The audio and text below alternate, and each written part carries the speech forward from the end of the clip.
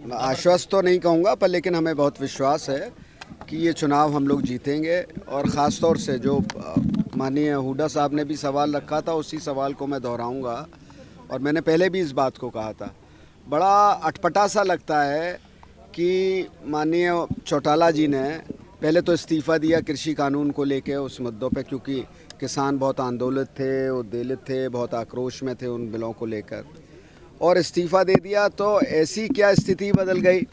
या तो प्रधानमंत्री ने कह दिया हो कि हम कृषि बिल वापस ले लेंगे, और जब ऐसा कुछ नहीं है तो फिर क्यों इस बात को इस परिस्थिति में, इसका भी तो जवाब देना कि मैंने इन परिस्थिति में इस्तीफ़ा दिया था, परिस्थितियां बदल गईं, जो मुद्दा था, जिस मुद्दे को लेकर मैंने ये अहद किया था या ये विधानसभा से अपना इस्तीफ़ा दिया था, तो ये चीज़ें हैं, ये आप लोगों को देखनी है, यहाँ के मतदाता को देखनी है। और ख़ास तौर से और बीजेपी के परिप्रेक्ष्य में हम इतना ही कहना चाहेंगे, उनकी जो ख़ास तौर से जो उनका कुशासन है, माननीय हमारे मुख्यमंत्री जी को भी इतना इस तरीके के उनके बोल हैं, उनके वचन हैं कि जनता की भावना को ही आहत करते हैं। कोई मुख्यमंत्री इस तरह हिंसात्मक घटना के लिए, हिंसात्मक उसके लिए घटनाओं के लिए प्रेरक बने, ये कितने अफसोस की बात है। कहीं ना कहीं ये संवैधानिक भावनाओं का के ऊपर प्रहार नहीं है कि मुख्यमंत्री इस तरीके के वाक्य बोलते हैं, चाहे वो कोविड के वाक्य हो, जो इतना इस तरीके से अपने शब्दों में जो उसे ये नहीं पता हो कि क्या शब्द कहाँ इस्तेमाल करने हैं, वो मुख्यमंत्री के लायक है। मैं इतना ही सवाल करना चाहता हूँ। और बीजेपी ने जिस तरीके से, चाहे वो किसान वर्ग हो, आज बेरोज़गारी यहाँ चरम पर है। प्रदेश आज अगर जो प्रदेश जिसने हरित क्रांति में अग्रणी भूमिका निभाई थी, इस देश को आत्मनिर्भरता प्रदान करने में इस प्रदेश और पंजाब ने इतनी उत्कृष्ट भूमिका का निर्वाह किया था, आज बेरोज़गारी पे अपने चरम पर है। देखिए, इतिहास की जो अगर आप बात करें तो इतिहास में लोकदल का एक अलग रूप था।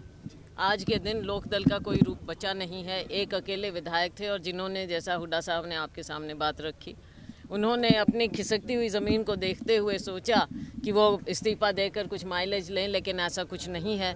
अकेले एक हैं, पार्टी उनकी कई पार्ट हो चुकी हैं, एक पार्टी बीजेपी की गोद में जाकर बैठी है, ये अकेले थे। इनको सदन में लड़ने का बहुत अच्छा सुनहरा मौका था, और आज फिर से ये लेना चाहते हैं, फिर सदन में पहुंचना चाहते हैं। जनता को पूछना चाहिए कि ये चुनाव एलनाबाद के लोगों पर क्यों थोपा गया। असली बात तो ये है, आज उनका चुनाव लड़ने का कोई औचित्य नहीं समझ में आ रहा। जी, भरत सिंह बेनीवाल कह रहे हैं कि कांग्रेस पार्टी ने मेरे अनदेखी की है 35 साल। देखो, ऐसा है, उनकी देखी भी बहुत बार हुई है, और हम सब, मैं तो पहले कह, मैं क्या, हुड्डा साहब हैं, हम सब हैं भाई, पार्टी फैसला करती है टिकट का। कई बार हमारे को मिली, हमारे को नहीं भी मिली, लेकिन थोड़ी निराशा हो सकती है। निराशा का कोई मतलब नहीं, नाराजगी नहीं होती है। ठीक है, सब क्यों नहीं, हमारे साथ ही हैं, दावेदार और भी रहे, और सभी दावेदार हैं, सबको कांग्रेस पार्टी के सिपाही हैं, सब पार्टी में काम करेंगे, कांग्रेस को इसका मतलब उन्होंने बयान दिया था जब तो वापस लिया। ये जो है एक किस्म से जिस तरह यूपी पुलिस स्टेट बन गई, जो व्यवहार प्रियंका गांधी जी के साथ और यहाँ से सांसद दीपेंद्र जो वहाँ गए, जो सलूक किया वहाँ की पुलिस ने, वो साफ साफ पुलिस स्टेट बन गई। और जो यहाँ पे भी जो व्यवहार किसानों के साथ हुआ, और जो खट्टर साहब ने कहा, बयान दिया, उससे लगता है कि प्रजातंत्र से उनका विश्वास उठ चुका है। जब तो कहा उन्होंने बयान दिया, लठ उठा लो, तो मैं ये तो नहीं कहने आया हूँ आज लठ उठा लो, लेकिन मैं ये कहने आया हूँ, ऐसे बयान देने वालों को वोट की चोट से मारेंगे मतदाता। वोट की चोट बहुत ज़बरदस्त होती है, लठ की चोट का तो इलाज हो जाता है, वोट की चोट का नहीं होता है।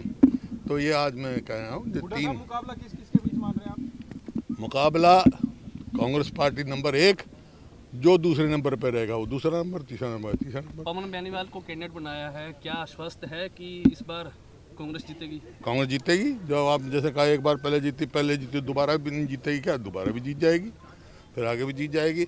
आज किस हालात में लड़ रही है कांग्रेस, आपको मालूम है कि इन लोगों को तो एक भी विधायक नहीं। क्यों ये अभय जी जो हैं इस्तीफा दे के आ गए, किस बात पे दिया? 3 कृषि कानून को के खिलाफ दिया।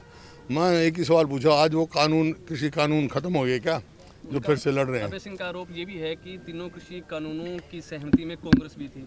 नहीं थी, बिल्कुल नहीं थी। हमने तो विरोध किया, उसका विरोध नहीं करा, उसी के लिए तो हम अविश्वास प्रस्ताव लेके आए और वो उसके वोट देने से पहले ही आ गए।